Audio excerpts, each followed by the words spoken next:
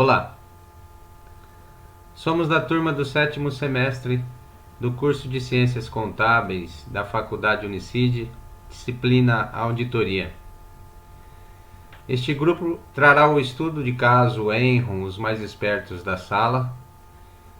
É um caso baseado no filme e analisado de acordo com as normas brasileiras de contabilidade. Os integrantes do grupo são Elaine Santos Lacerda, Gabriel Zenker, Larissa Oliveira Neri, Marco Antônio Garcia Pereira, que sou eu, Roberta Cristina do Nascimento e Roberto Gabriel Carvalho.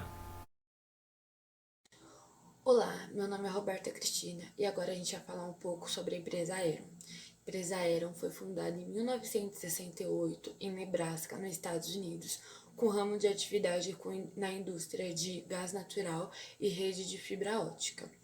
Ela se tornou a sétima maior empresa dos Estados Unidos e a número um referente a ramo de energia mundialmente falando. E ela foi crescendo cada dia mais, até que então ela chegou a ter cerca de 25 milhas em gasoduto para gás natural e uma rede de fibra ótica de até 18 mil milhas, em questão do mundo inteiro, não apenas nos Estados Unidos. Com o passar do tempo, a empresa Aeron criou algumas filiais. E nessas filiais elas tinham alguns ramos diferentes, mas que não saíam totalmente da função principal dela. Uma dessas empresas era a Aeron Transport Services. Essa empresa teve a função dela a condução interestadual de gás natural, construção, administração e a operação de gasoduto. O investimento dessa atividade foi próprio para estar transportando óleo cru. Uma outra empresa que a Aeron teve foi a Aeron Energy Service. A função dela era comprar, comercializar e financiar gás natural. Ela também era responsável por estar construindo alguns pontos de gasoduto, tanto estadual como tanto para o ramo estadual como para o interestadual, e o desenvolvimento também de uma aquisição de centrais de energia, que ela também, a função dela também era extrair o gás natural líquido. A empresa Aeron teve algumas outras empresas também que complementavam o seu ramo de atividade, não somente nos Estados Unidos, como no mundo. Ela teve um crescimento muito alavancado, até que nos anos 90 ela se tornou uma das melhores empresas avaliadas pelos seus relatórios contábeis e chegando a ter uma das empresas mais caras da Bolsa de Ações, chegando a ter por ação um valor de US$ 85. E isso aconteceu por evidenciar em suas demonstrações contábeis alguns valores irreais e alguns valores que eram fictícios, que é do que a gente vai falar no trabalho de hoje.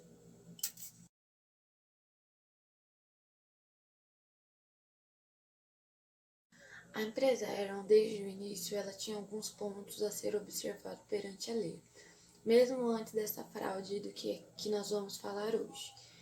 Uma desses pontos era um executivo que tinha na Aeron que se chamava Louis Burt. Ele foi preso após ter descoberto uma fraude, não com a Aeron, com outro lugar que poderia também ter sido com a Aeron, referente a uma perca de US$ 95 milhões em uma operação de muito alto risco e bem improvável.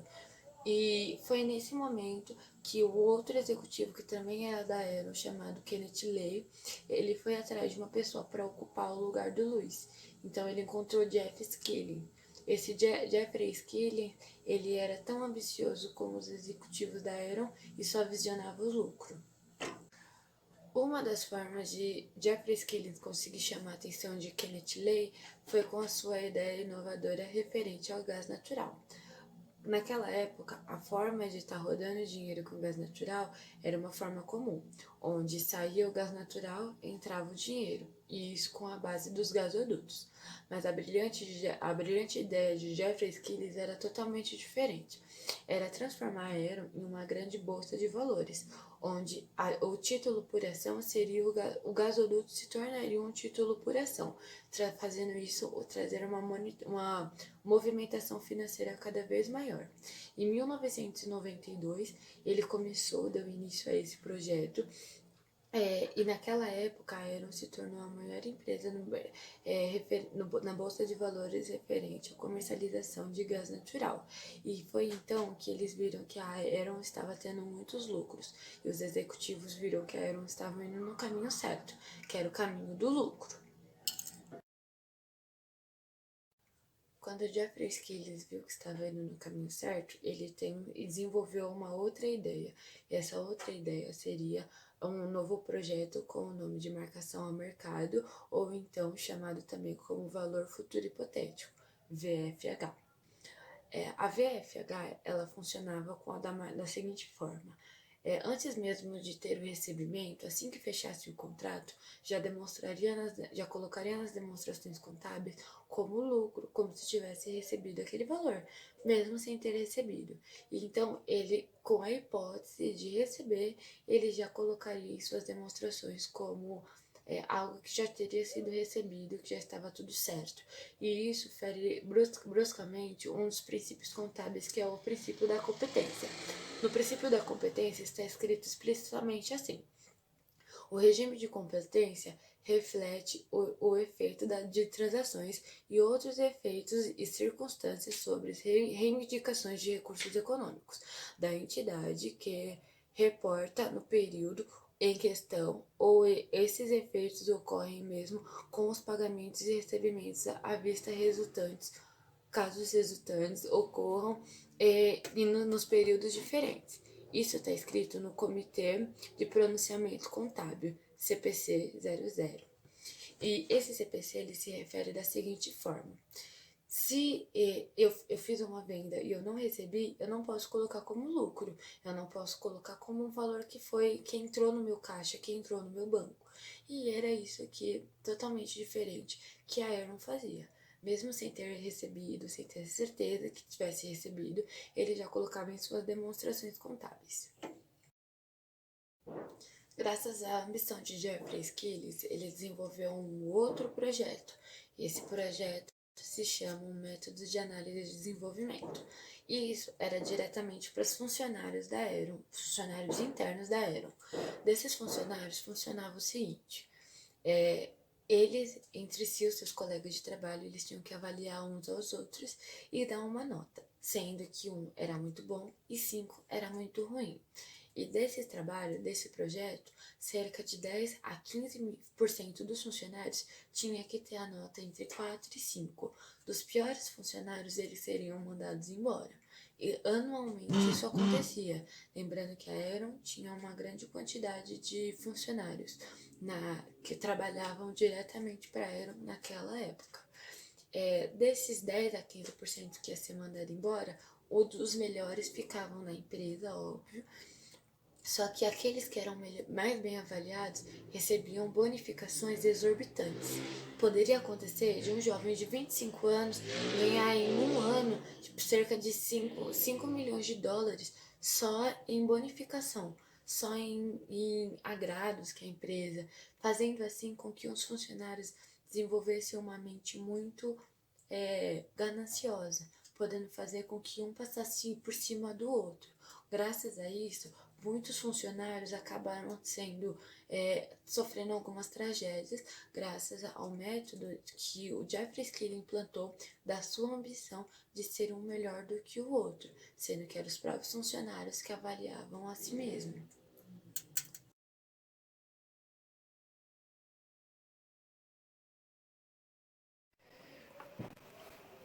Olá pessoal, meu nome é Roberto. Vou falar da entrada da empresa Aeron na Bolsa de Valores, né? Na Bolsa de Wall Street, né? O período se deu por um período de touros, porque demais empresas ali estavam em alta, né? Entretanto, a Aeron acabou se destacando pelo seu crescimento exorbitante, ou seja, a empresa teve um crescimento abrangente em um curto período de tempo. A empresa chegava a crescer de 10 a 15 ao ano, né? Em meados de 99, a Aeron lançou a Aeron Online, que era uma ferramenta, né, voltada aos usuários que permitia que eles efetuassem as transações instantaneamente, além de consultar os valores de suas ações, dentre outros. Foi feita uma análise que essa ferramenta, em um período de 2 anos, ela fazia mais de 6 mil transações na bolsa diariamente, o que totalizou mais ou menos um montante de 2,5 bilhões de dólares em transações da empresa, né? A Aeron, ela utilizava de uma ferramenta, como já comentado, chamada Market to Market, que seria a preço do mercado. A utilização dessa ferramenta se dava da seguinte maneira: você poderia evidenciar em suas demonstrações contábeis, seus balancetes, o valor do lucro no fechamento de seus contratos. Ou seja, por mais que a empresa fosse ter um retorno desse investimento, 5 a 10 a 20 anos posteriormente, ela já evidenciaria nas suas demonstrações. Isso está interligado diretamente com o preço das ações na bolsa, porque os stakeholders, a ter acesso às demonstrações da Aeron, viram que a empresa era um bom investimento, né? Era uma empresa boa naquele momento. Ou seja, então eles se sentiam atraídos a investir na empresa, né? O que aumentava também o seu valor no mercado e o preço de suas ações. A Aeron bateu recordes na Bolsa de Wall Street, rompendo pontuações de crescimento, preço de ações, dos quais nunca haviam sido batidos antes.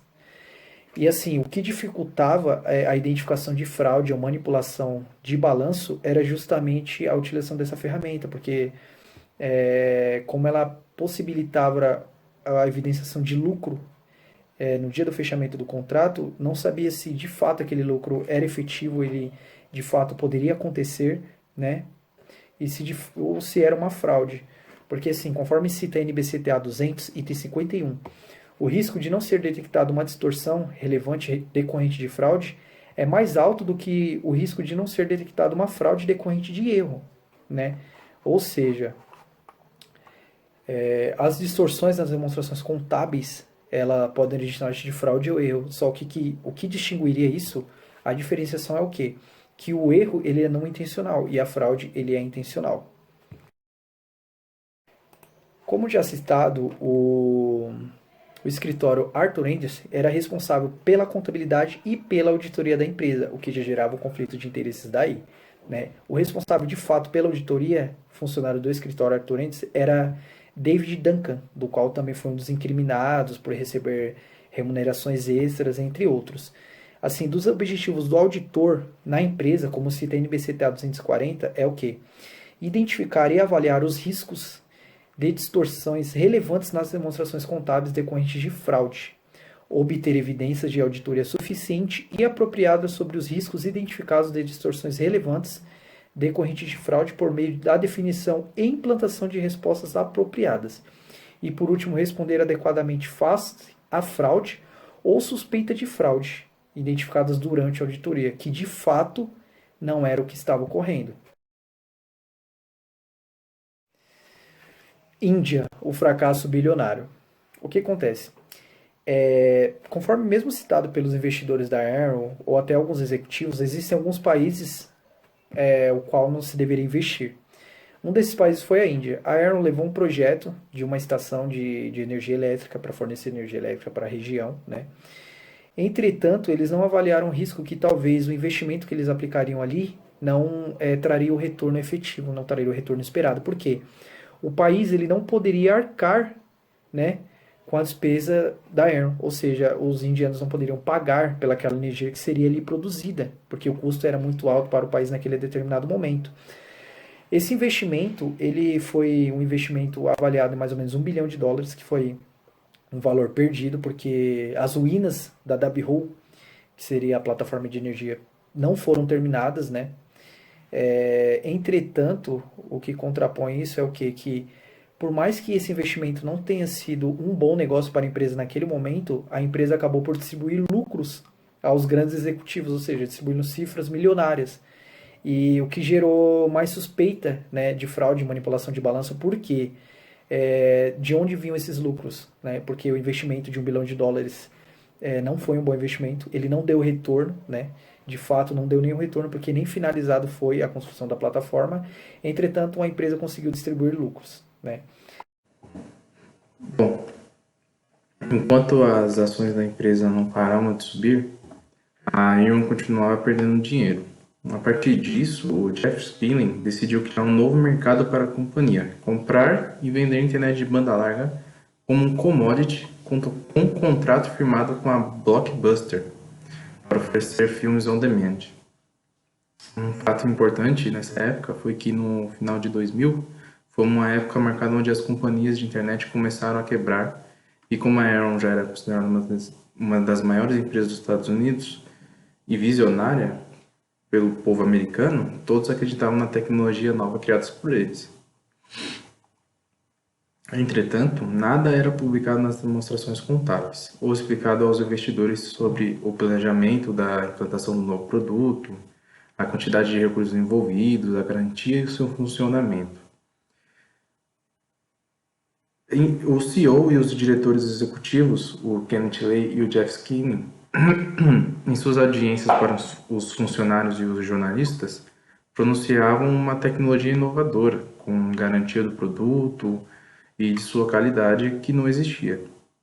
Após o lançamento do novo produto, pouco tempo depois, com as recomendações superficiais dos analistas de vendas, as ações da companhia subiram 34% em 2 dias, por pura especulação de mercado e acordo com analistas de grandes bancos.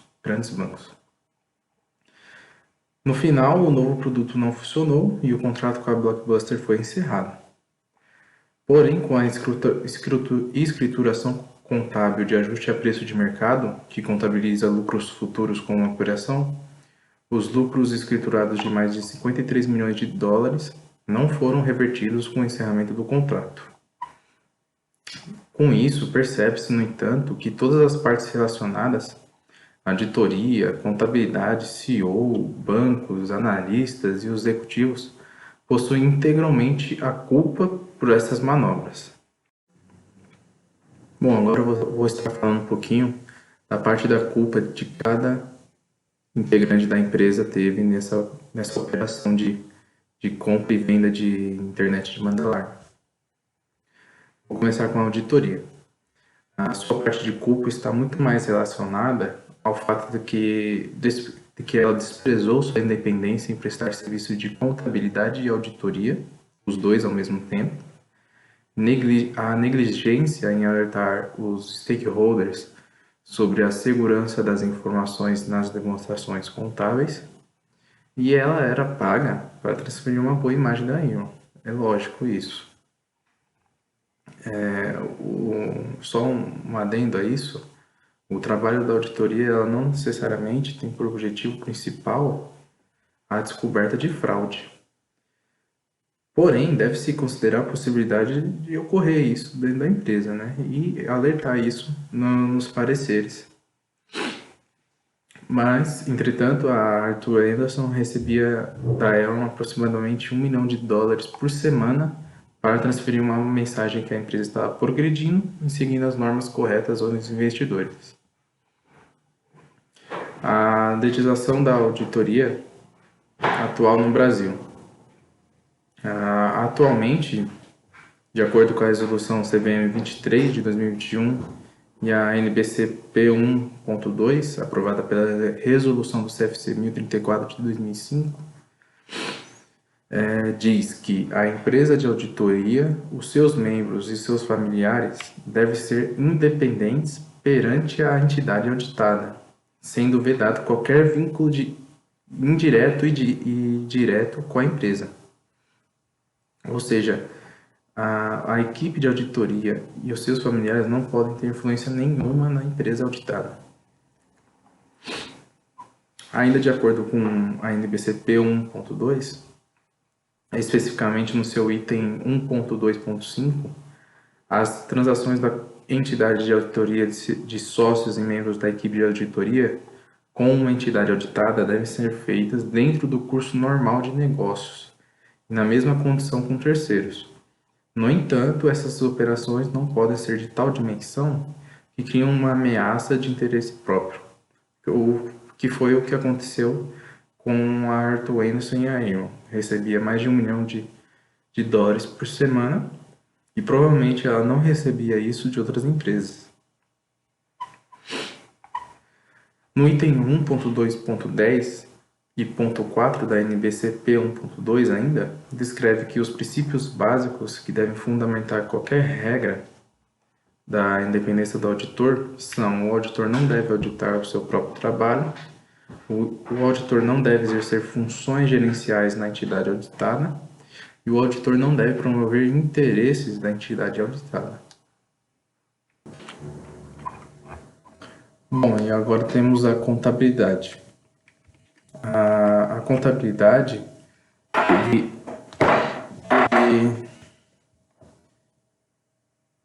a culpa da contabilidade foi que ela realizou o ajuste de mercado sem origens fundamentadas para os valores contabilizados da operação de banda larga, inflou resultados utilizando empresas coligadas e controladas, as SPS, e não consolidou as empresas controladas em seu balanço, isso que eram essas SCPS.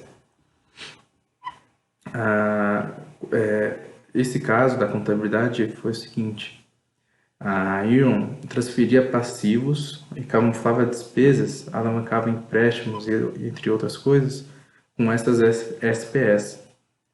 Além disso, ela não consolidava algumas controladas. Ela apenas registrava os ativos, ocultava despesa e dívidas de seu balanço.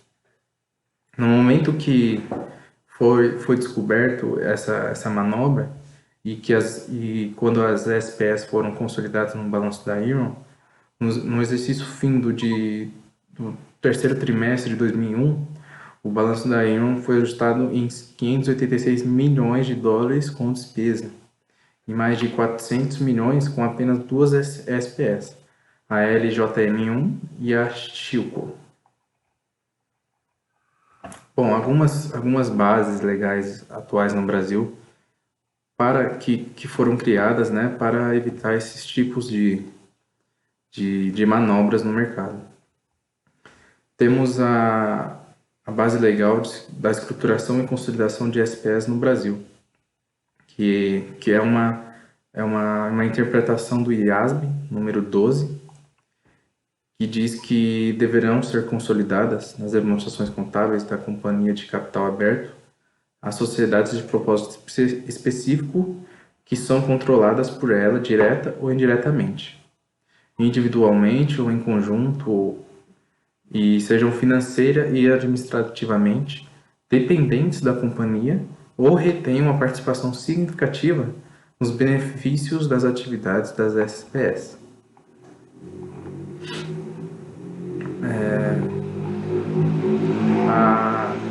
As participações societárias em SPS incluídas na consolidação deverão ser avaliadas pelo método de equivalência patrimonial, sendo os resultados obtidos pela SPE apresentados na controladora no mesmo exercício em que foram gerados, atendendo assim ao princípio da competência dos exercícios. Em nota explicativa às suas demonstrações contábeis, quando a SPE estiver incluída nas exposições contábeis consolidadas, a companhia aberta deverá divulgar a natureza, o propósito e as atividades da SPE, a natureza do seu envolvimento com a SPE, o tipo de exposição e perdas decorrentes desse envolvimento com a SPE e o tipo e o valor dos ativos consolidados que tenham sido dados em garantias das obrigações da SPE. O conceito de controlada e coligada estão descritos no artigo 243 da Lei 6.404 de 76. Olá, eu sou Larissa Neri e vou estar apresentando para vocês o capítulo sobre o Andrei Feiston. O Andrei, ele foi contratado pelo Jeff Stillen, que era o CEO da empresa na época, para ser o seu braço direito e continuar todas essas manobras de fraude que ele estava com a intenção de realizar.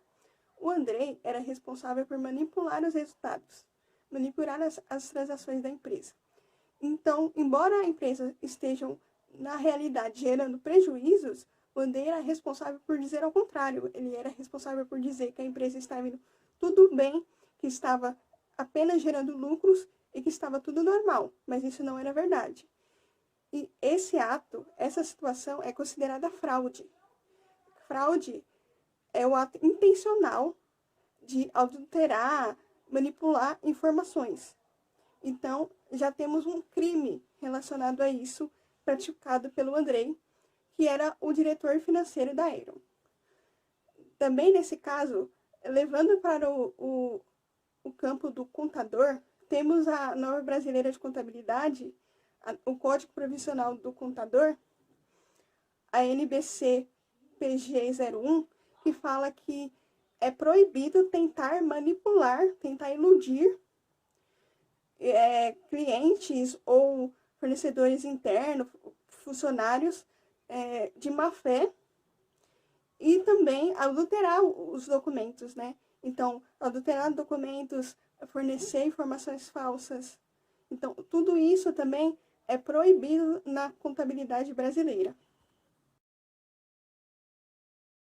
O Andrei Feston também era responsável pelo que eles chamavam de finança estruturada, onde era aberto a várias empresas fantasmas, e o Andrei Feston era responsável por dizer que essas empresas eram clientes, eram investidores da Aeron, e na verdade não era nada disso. A Lei Brasileira 4.033 de 2015 define essa situação como crime de estelionato, onde as empresas são criadas, né, em nome de terceiros, com o objetivo de burlar a lei, onde essas empresas só existem de direito. O Andrei, ele aproveitava a abertura dessas empresas fantasmas, onde a maioria delas ele era sócio, para pegar dinheiro nas transações de negócios que ele fazia. Então, ele também infringia mais um princípio da contabilidade, que é o princípio da entidade, que fala que se deve diferenciar a entidade empresarial da entidade pessoal. Então, o que for da empresa, documentos, dinheiro, é da empresa. O que for do indivíduo, é do indivíduo. Essas informações não podem se misturar. E aí é mais um caso de erro de personalidade aí do pessoal que cuidava da parte administrativa da Aeron. Seguindo nessa mesma linha de raciocínio, temos no artigo 50 do Código Civil, essa situação é caracterizada como abuso de personalidade jurídica, que é esse desvio de finalidade e esse abuso aí, jurídico por parte do indivíduo, que pode ser denunciado ao Ministério Público. Então, quando alguém detectar que está acontecendo isso na empresa, que está tendo esse abuso por parte do indivíduo com a empresa, pode ser denunciado pelo artigo 50 do Código Civil. Esse diretor financeiro da Aeron soube aproveitar muito bem essas empresas fantasma que ele abriu. Porque além dele ser o diretor financeiro da Aeron e sócio dessas empresas fantasmas, que até então ninguém sabia que era fantasma, todo mundo acreditava que era verdade pela Aeron ter uma reputação muito boa na época, o Andrei ele aproveitava isso nas negociações que ele ia fazer com a própria Aeron. Então ele meio que forçava essas negociações, ele dava de tudo, ele fazia de tudo para que fossem feitas essas negociações, que no final ele sabia que ia voltar para ele, né? Porque ele era sócio de algumas dessas empresas. Então nós temos a lei das SAs, a lei 6.404, que fala que é proibido qualquer administrador intervir em operações financeiras, administrativas, que tenham conflito de interesse, com o da companhia e com esse administrador, que é exatamente o que acontecia com o Andrei. Então, a gente tinha um conflito enorme de interesses que só ele sabia e todo mundo achava que era negócio. Na verdade, não era. E ele usava de todo esse poder que a empresa tinha, de toda essa fortaleza que a empresa representava, para influenciar os bancos nessas transações, né? Os bancos eram comprados para fazer isso, eram influenciados para fazer isso. E como um grande exemplo dos mais famosos até hoje, no caso, nós temos o Citibank. O Citibank fazia parte de toda essa armação que acontecia nas transações com o Andrei, com a Aeron e todos que participavam dessa confusão, digamos assim. Levando esse caso também para o lado do contador, a nova brasileira de contabilidade, um código profissional, né, a PG 01, fala que o contador tem o dever de tentar evitar, tentar impedir todo esse conflito de interesse, para que no final não perca a independência profissional dele. Então, várias pessoas da parte da administração da Aeron participavam disso, inclusive os contadores. E está escrito nas normas brasileiras que o contador tem que tentar evitar, tentar impedir que aconteça esses conflitos de interesse, algo que não aconteceu na área. Outra empresa muito conhecida até hoje e que participou de toda essa confusão, esse escândalo, é a Arthur Andersen. Essa empresa era responsável pela contabilidade da Aeron e pela auditoria da Aeron. Então, nós temos um conflito, porque a mesma empresa não pode prestar esses dois serviços simultaneamente para uma empresa só, no mesmo momento. E isso acontecia lá, porque vai de encontro com a independência do trabalho. O profissional da auditoria, ele precisa ter independência para trabalhar. Ele não pode ter conflito de interesse de nenhuma partes. E como a empresa prestava o serviço de auditoria e também de contabilidade há mais de 10 anos na empresa, a Arthur Andersen sabia que acontecia aquelas fraudes. E na hora de auditar, meio que passava também que estava tudo bem. Então, era um dos personagens que contribuiu muito para que acontecesse toda essa fraude, toda essa falência que aconteceu aí nessa época nos Estados Unidos. A Instrução Normativa 308 da Comissão de Valores Imobiliários fala exatamente isso, que não pode a mesma empresa prestar o serviço de contabilidade e auditoria simultaneamente à mesma empresa, porque acaba conflitando com essa característica de independência de auditoria, que não tinha na Aeron, e também que perde o objetivo dos trabalhos, o objetivo de detectar erros, de ajuste que a auditoria serve para isso, né? Que a auditoria tem o intuito de fazer, acaba sendo em vão, porque ela sabia de todas essas tramóias e aí prestava também o serviço de auditoria. Então, esse capítulo com o Arthur Andersen teve muita importância para que a Aeron fosse à falência. A Aeron conseguiu achar várias manobras, vários jeitos de ganhar dinheiro naquela época, de ganhar vantagens naquela época, e ele conseguiu fazer isso também no estado da Califórnia. O estado da Califórnia era a região ali dos Estados Unidos que mais estava avançada na desregulamentação da energia. Então, é a Aeron que prestava praticamente energia para todo o estado. E a Aeron começou a fazer algumas manobras, né?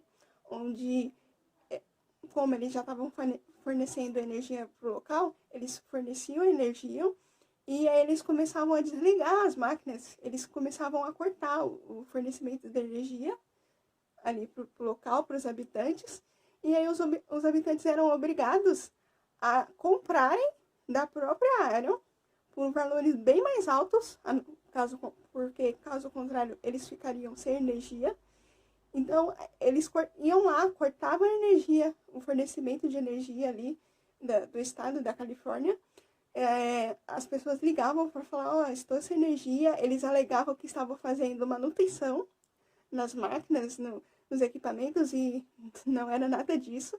E as pessoas, aí eles ofereciam, eu posso tentar te fornecer energia novamente, mas você tem que pagar um valor bem mais caro do que realmente era o que eles cobravam ali para fornecer energia. Então, essa manobra que eles usavam no estado da Califórnia também deu muito prejuízo para o estado, e que ficou aí anos para se recuperar. a Enron conseguiu uma influência política muito importante na época também. Até no primeiro momento, o George W. Bush estava tentando se reeleger como presidente. E a Enron foi responsável pela maior doação para a campanha dele. E por incrível que pareça, o W. Bush, né, o George W. Bush, conseguiu se reeleger como presidente dos Estados Unidos naquela época. E aí que entrou a parte da Enron, né? Como eles já tinham ajudado o presidente na sua campanha com doações, era a vez do presidente ajudar eles também.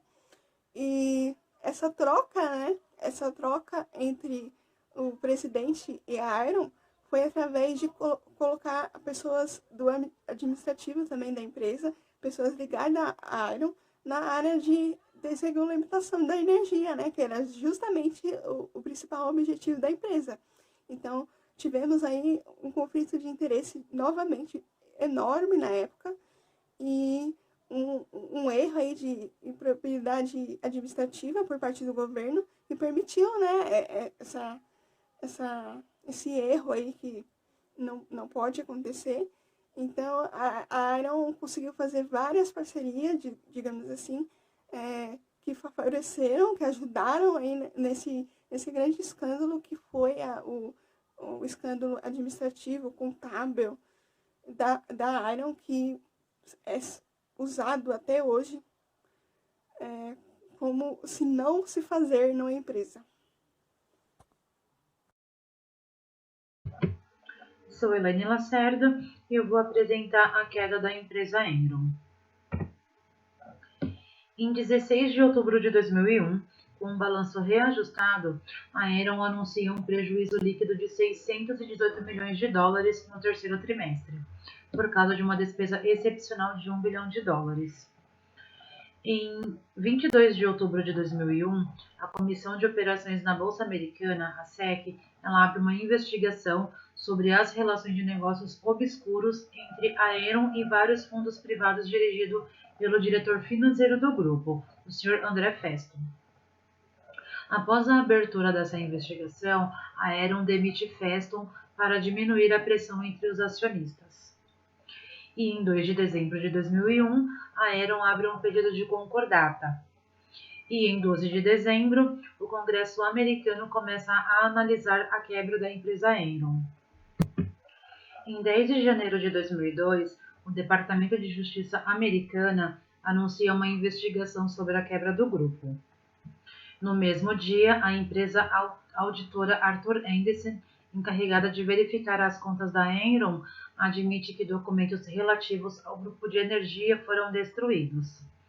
Em 15 de janeiro de 2002, a Arthur Andersen demite o sócio que supervisionava a contabilidade da Enron e suspende outros 3.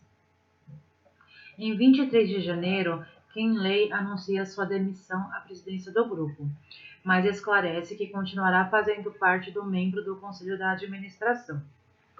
Em 25 de janeiro, o ex-presidente do grupo Cliff Baxter, que se demitiu da Enron em maio de 2001, é encontrado morto, e a polícia declara que ao seu lado foi encontrada uma carta explicando sua decisão. Em 7 de fevereiro de 2002, intimado a testemunhar no Congresso, André Feston, o ex-diretor financeiro da Enron, invocou seu direito constitucional de não fazer declarações que poderiam ser usadas contra ele mesmo posteriormente. O Sr. Jeffrey Skilling, o ex-presidente do grupo, entre fevereiro e agosto de 2001, antes de renunciar, afirmou para a mesma comissão que não estava a par de nenhuma manipulação contábil fraudulenta, até a data da sua demissão. O ex-diretor da Enron declara que o grupo quebrou porque não tinha mais acesso a dinheiro fresco por causa de uma falta de confiança. Em 14 de janeiro de 2004, Feston se declara culpado de conspiração e fraude num acordo judicial, pelo qual é condenado a 10 anos de prisão. Ele entregou mais de 23 milhões em ativos e foi testemunha contra outros executivos da Enron. Em 19 de fevereiro, Skilling é acusado de 36 crimes de fraude e de uso de informação confidencial. Em 7 de julho, Lee é acusado em relação à fraude em massa que levou ao colapso da Enron. Em 30 de janeiro de 2006, inicia-se o julgamento de Ken Lay e Jeffrey Skilling, em Houston, no Texas. Skilling e Lay são declarados culpados de fraudes e conspiração. Ambos enfrentam longas penas de prisão. Em 25 de maio, Lay foi condenado por crimes de conspiração e fraudes, podendo pegar 165 anos de prisão. Ele aguardava em liberdade e no dia 6 de julho veio a óbito. Em 23 de outubro, Skilling foi condenado a 24 anos e 4 meses de prisão por crimes de conspirações e fraudes. A falência da Enron refletiu diretamente no mundo dos negócios, o que fez com que o mercado reagisse após a sua queda. Como exemplo disso, podemos citar a criação da Lei Sarbanes. São regras contábeis com foco no mercado imobiliário e financeiro.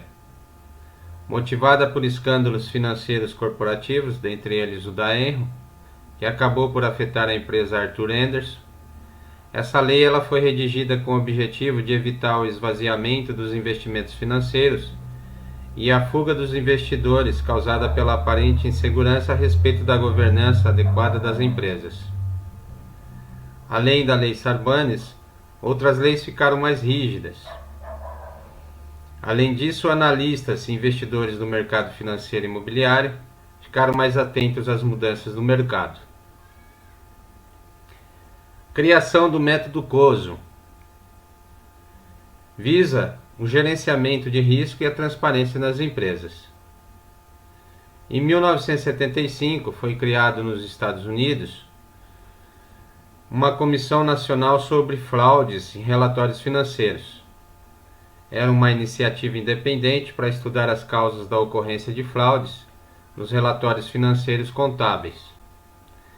Essa comissão era composta por representantes das principais associações de classes profissionais ligadas à área financeira, e seu primeiro objeto do estudo foram os controles internos das empresas. Posteriormente, a comissão se transformou em comitê, que passou a ser conhecido como COSO. É uma entidade sem fins lucrativos, criada em 85 a fim de assessorar a Comissão Nacional sobre os Relatórios Financeiros Fraudulentos e elaborar recomendações para as empresas abertas, para auditores, instituições educacionais e outros reguladores. Houve também inclusão de cursos de ética nas escolas de negócios. A implementação desses cursos sobre ética objetivava-se principalmente a proteção de negócios contra riscos internos e externos.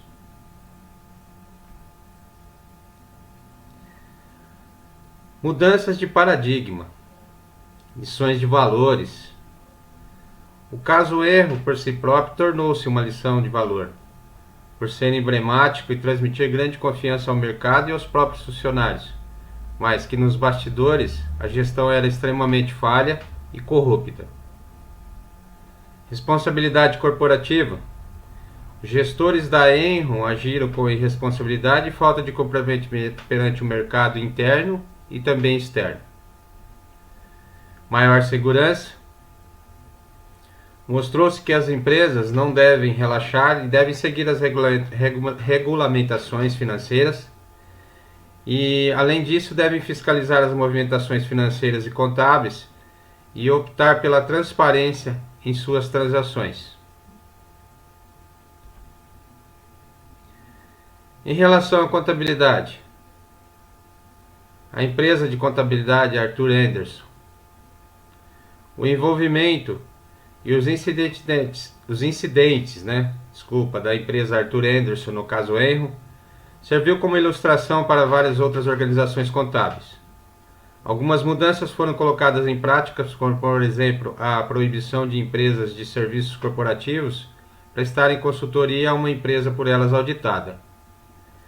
Instituiu-se as peer revisions, que são revisões de trabalhos de auditorias por outras. Houve mais rigor nos processos de contabilidade e participação mais ativa das auditorias nos pareceres contábeis. Manobra contábil. No caso da Enron, havia a não consolidação de empresas controladas, ou seja, ela registrava apenas os ativos, ocultando despesas e dívidas de seu balanço. A Enron utilizou empresas coligadas e controladas para inflar seu resultado. Transferia passivos, camuflava despesas, alavancava empréstimos, leasings, securitizações e montava as escadas operações com derivativos. Houve manipulação de resultados trimestrais e ocultou-se resultados negativos por meio de compra e venda de ativos. Houve utilização inadequada de instrumentos financeiros, reduzindo perdas especulativas e inflando o valor dos ativos. Houve falta de transparência e ética, não só pela empresa Arthur Andersen, mas também dos profissionais que estavam a cargo da administração e finanças da Enron.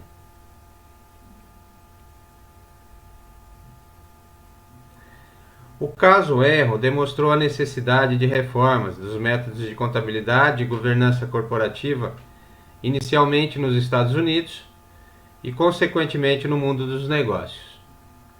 A Enron era uma empresa com grande credibilidade, se tornou símbolo de corrupção nos Estados Unidos, serve de exemplo de má gestão para o mundo corporativo financeiro.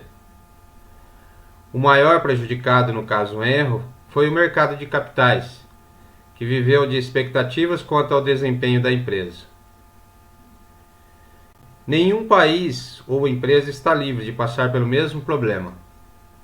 As empresas acabam maquiando os balanços com base em princípios da contabilidade e o mercado nem fica sabendo. É preciso então mais seriedade, ética e principalmente mais responsabilidades de todos os envolvidos nos controles organizacionais e contábeis.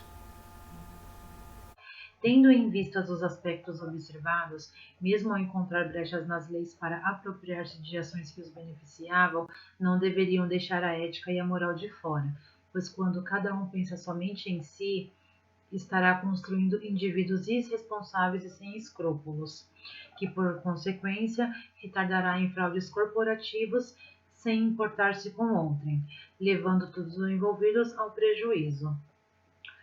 A própria auditoria se manteve conivente com o cenário, sendo subornada para apresentar dados incorretos, desencadeando o mau desempenho da empresa e não possibilitando os recursos cabíveis para a melhoria da mesma.